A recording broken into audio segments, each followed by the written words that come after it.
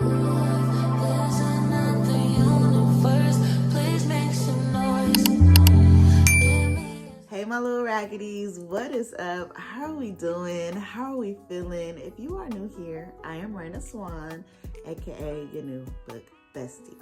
For some reason, every Monday, it feels like I haven't talked to y'all in hella long. But I'm here, I'm committed.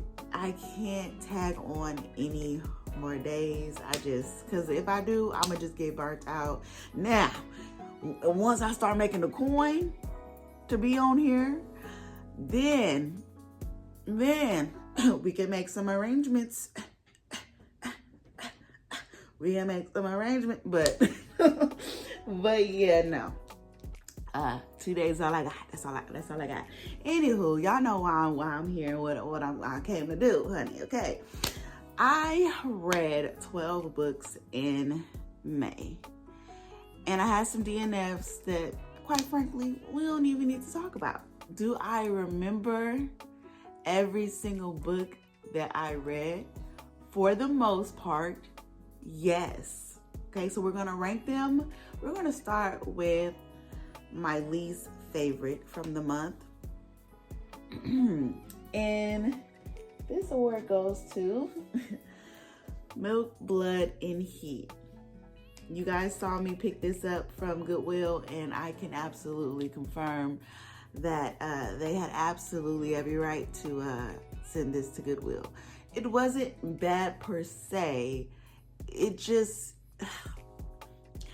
a collection of short stories. Now, what I'm learning about myself is that I'm not a collection of short stories type of girl. I can do a novella. That's something completely different. But when you just throw together a bunch of stories that just feel incomplete, that's not really my jam. That's not really my thing. So the stories were okay. They weren't really something that just made me go, ooh, oh my God. Like it was whatever. I gave it 3 stars, and I think I'm even still being a little bit generous. So I definitely will be putting this in a free little library somewhere down the line. Coming in at number 11, we have The Light on Hazley Street. This is a Christian fiction, and I gave this 3 stars. It felt a bit disjointed. You have 2 friends, one who is on the path of spirituality. She goes to church. She comes from a very heavily influenced Christian background. She has a friend who is from the rougher part of the city, and she has issues with her parent, and her parent got a lot of stuff going on, and she just gets mixed up into the wrong crowd. And then years later, once these 2 kind of go their separate ways, the one who was on the straight and narrow path, she's moved on to even greater things, but she experiences some identity theft, and that kind of tarnishes her reputation. And so you can kind of see like where the story is going. You can kind of guess like, like, come on, think about it. Exactly. Like it was very no-brainer once you like read the synopsis, like, oh, the upper girl, the upper echelon young lady is going through identity theft. Like, so I was just like, okay, we kind of could figure that out through the synopsis. And it was just like a bunch of praise the Lord, hallelujahs, and it was okay. It just wasn't Vanessa's best. So next on the list, coming in at number 10, we have Up in Smoke, which came out last month in May. And it is basically about a young boy who gets caught up in the wrong crowd. Him and some friends, they do some looting during a protest, and one of his other friends gets snagged for that particular crime, and he doesn't want the friend who ends up getting taken into custody. He doesn't want his sister the guy's sister. Stay with me, friend. The guy who's in jail, he has a sister. The young boy, he doesn't want the sister to know that he was a part of a whole lot of gang shit. You with me? Okay. So the girl and the friend, the main character, they trying to work together to get her brother out of jail. And so that was the premise of the story. Him trying to help his friend get out of jail without exposing himself being involved within the crime that took place during the protests. And they were trying to find out who actually did the crime. It was okay. I think for me, I'm just tired of the whole police brutality narrative in YA books. I feel like we've seen it enough. We don't need to see any more police brutality, wrongly convicted stories being told in YA books. We have enough, I think. And I was just like, okay, it was cool, it wasn't bad. It just didn't wow me. Yeah, coming in at number 9. Don't cuss me out, y'all, because this is like top tier for some of y'all. But coming in at number 9, we have Demon's Dream. Yes, I gave it 3 stars. I know you probably like, what? Now, before you click off this video and judge me, reading is subjective, okay? What you like and what I like might not be the same thing, but we can still coexist. It's okay. I didn't say it sucked. I just said that it didn't need to be that freaking long. We didn't need that many chapters. A lot of it was fluff, and it could have been condensed. Some of them chapters even could have been put together. Now, am I Team Smoke or Team Demon? A lot of you guys been asking this question. Just like a general, we're not asking me that question, but just generally asking that question when people read this book.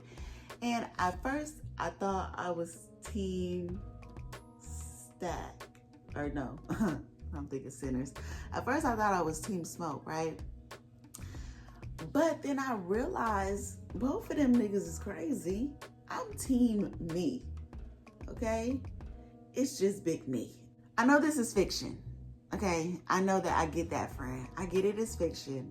But in my real life, before I was wife and mommy, I wasn't tolerating toxic shit. Not saying that people who enjoy this shit tolerate toxic stuff, but I just was a no-nonsense person. Like, so reading some of the stuff that was happening in this book it just was a big turn off for me.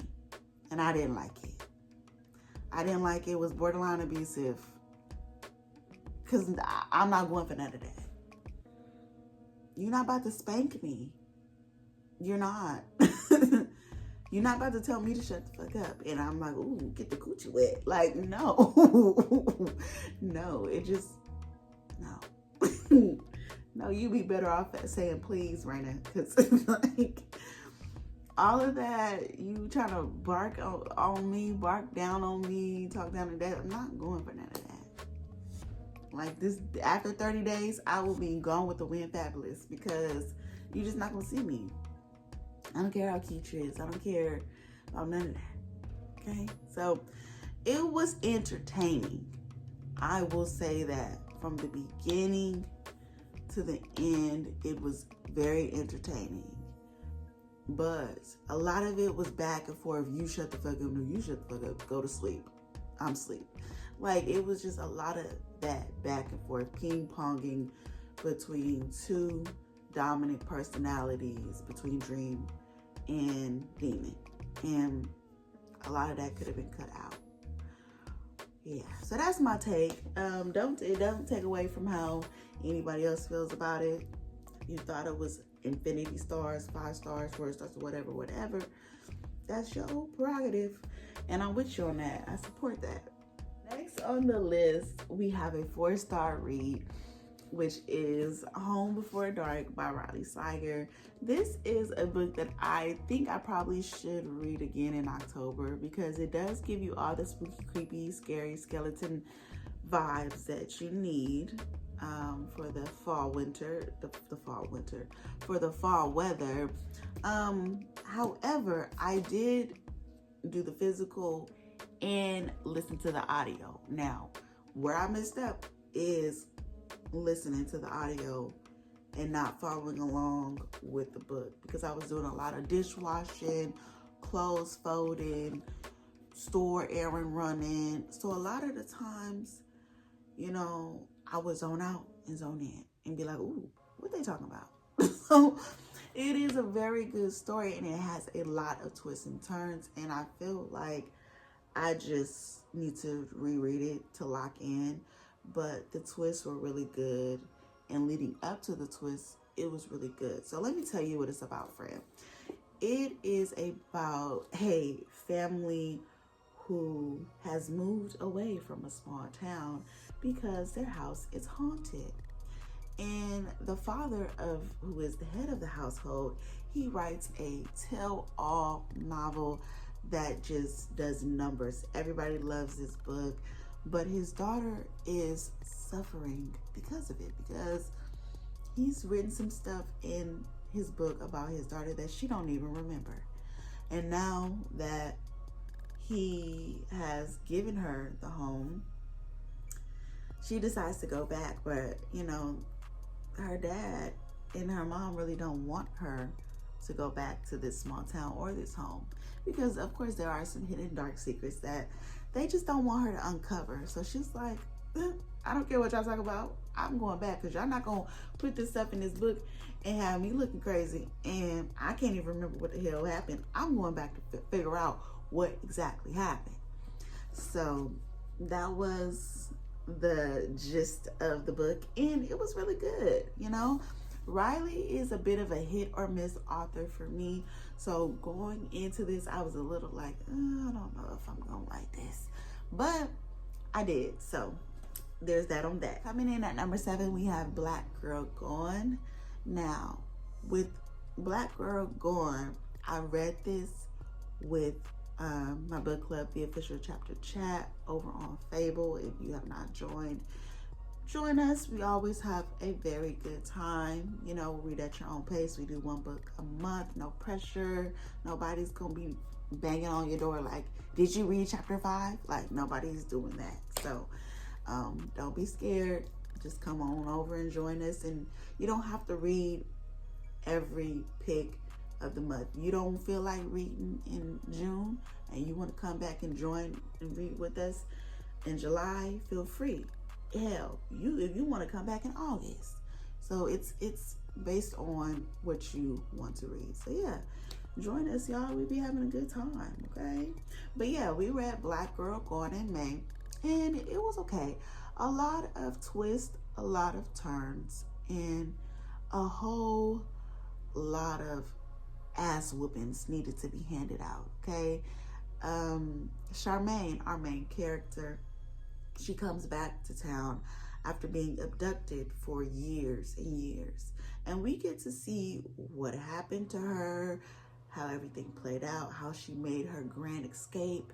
And we get to meet the family she left behind.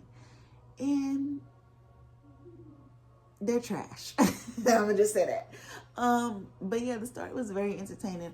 A lot of the stuff for me was just like, okay, get to the point. But once you got to the point, it was like, ooh, that was good. That was good. I kind of figured it out, but that was still good. You know what I'm saying?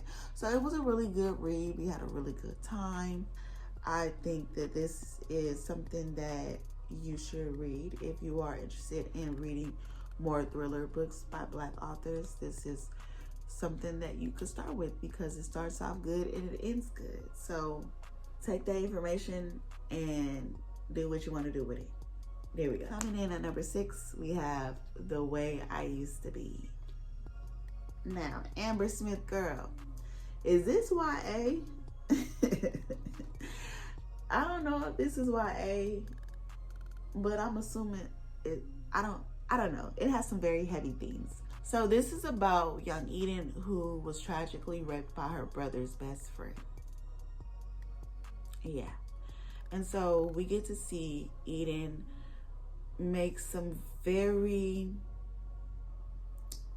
careless decisions throughout her freshman, sophomore, junior, and senior year of high school.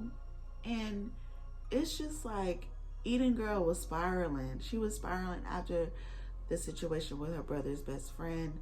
It was just like she was going downhill, y'all. And then the book ends and you realize like, oh, there's a part 2 to this book. Yeah, I won't be reading that. Eden just kept making bad decision after bad decision. I guess, you know, sometimes trauma can do that to you. But yeah, it was good. It just felt a little YA-ish to me, but that's okay. You know, I guess it is YA. It's about a high school student, so I don't know, shit. Coming in at number 4, we have The Perfect Divorce, which is a follow-up to The Perfect Marriage. And I enjoyed it, y'all.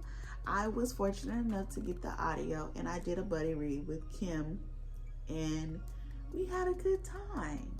Our main character from the first book, she is still on her bullshit, y'all. And she is back like she never left. And yeah, we get to see how things have been going since her last little hoorah that she went through. I'm trying not to give any spoilers. I didn't even read the synopsis to even know what I can and can't say. But just know, if you've read The Perfect Marriage and you know how that played out, our main character, she's still on her shit, okay? I want you to go read the synopsis for yourself, because I really don't want to say anything that I'm not supposed to say. So, but yeah, I gave it, what'd I give that? I gave it 5 stars. And the person who did the audio is the same narrator from the S.A. Cosby books. I didn't know that. I said, well, it was 2 narrators for The Perfect Divorce, 1 female and 1 man. And I was like, oh, his voice sounds familiar. And sure enough, it was the same guy who narrates S.A. Cosby books. So that was a fun little interesting twist that we got to experience through audio. And yeah, he always does a good job. So I enjoyed it, okay? If you haven't read The Perfect Marriage, I did a video for that. Read it, check out the video of my review, and then read The Perfect Divorce and see if you feel how I feel about it. I thought she did a good job. So that was actually number 4. I skipped number 5. Jesus. So coming in at number 5, we have Skin and Bones by Renee Watson.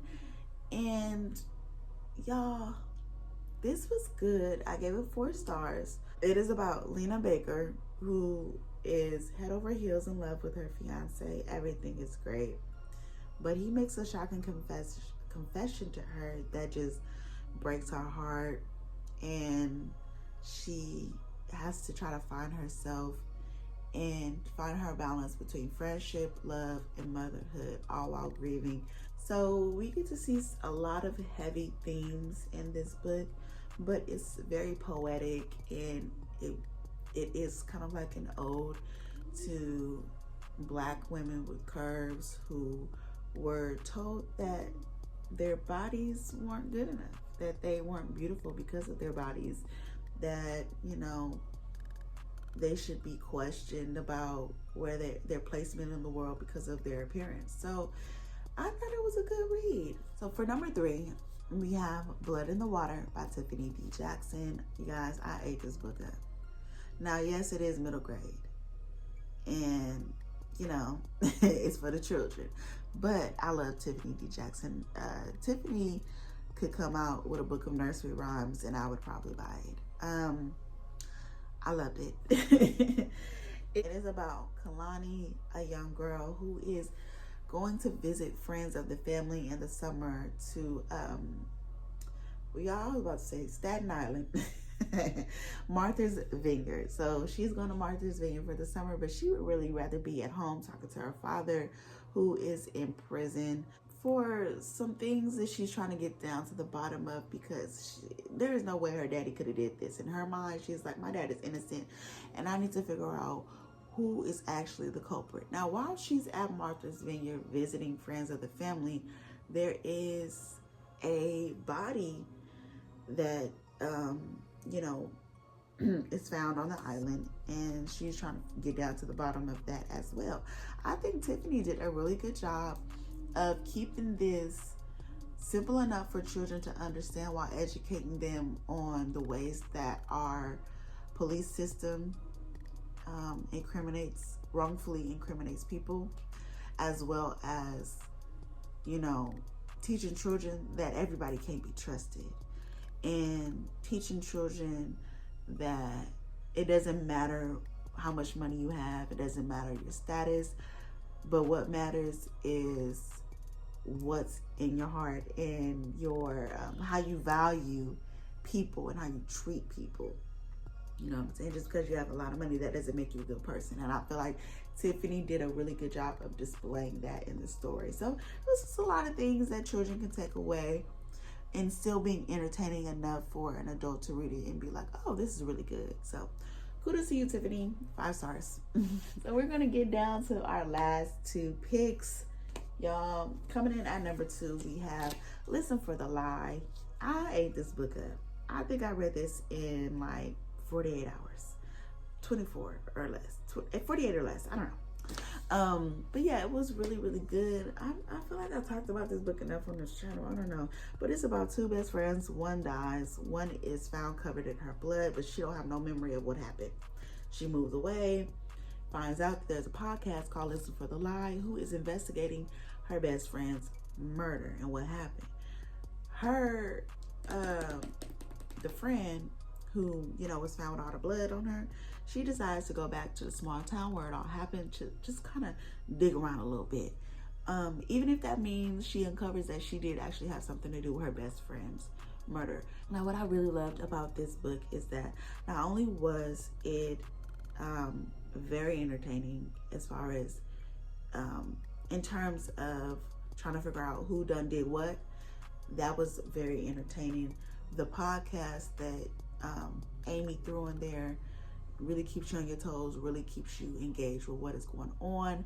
And then the characters were very well thought out. My favorite character in this book was our main character's grandmother Beverly. Beverly, she was a hoot, okay?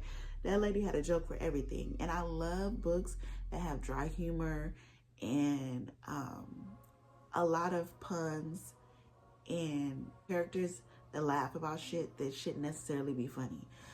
So I love books like that because I'm a dry humor type of person. So I enjoyed it. I gave it 5 stars, and I love the twist at the end.